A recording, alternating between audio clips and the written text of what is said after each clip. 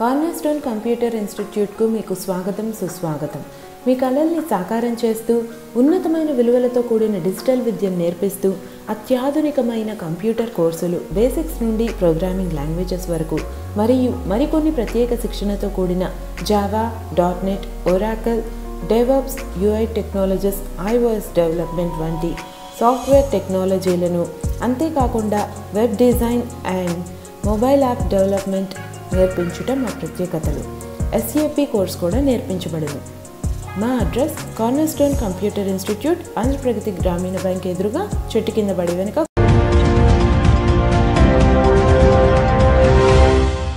మన దర్శి వార్తలు ప్రేక్షకులకు నమస్కారం.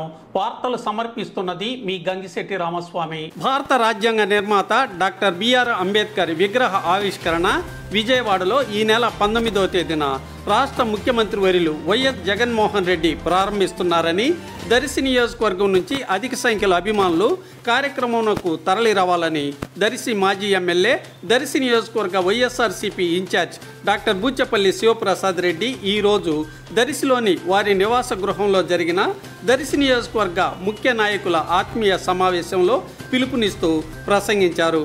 కార్యక్రమంలో జడ్పీ చైర్పర్సన్ శ్రీమతి బూచపల్లి వెంకాయమ్మ, పలువురు ప్రముఖ నాయకులు తదితరులు పాల్గొన్నారు.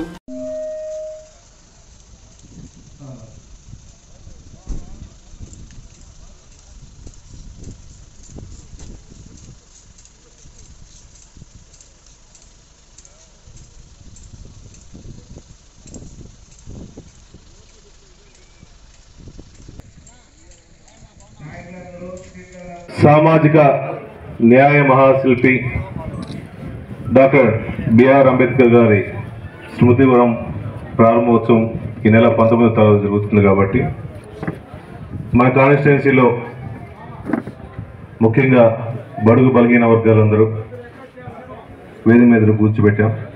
వచ్చిన మండల నాయకులందరికీ, జేసీఎస్ కన్వీనర్లందరికీ, ఎంపీపీలకి, జెడ్పీటీసీలకి, కౌన్సిలర్లందరికీ, జగన్మోహన్ గారి అభిమానులందరికీ, అంబేద్కర్ గారి అభిమానులందరికీ మరీ మన నమస్కారాలు.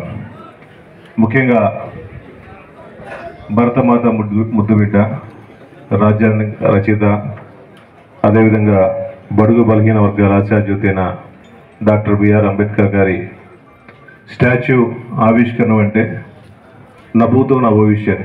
నేను ఆ రోజు వారధి మీద ఎక్కినప్పటి నుంచి అంబేద్కర్ పోతా ఉన్నప్పుడు మా సాయి చూస్తున్నట్టుంది అంబేద్కర్.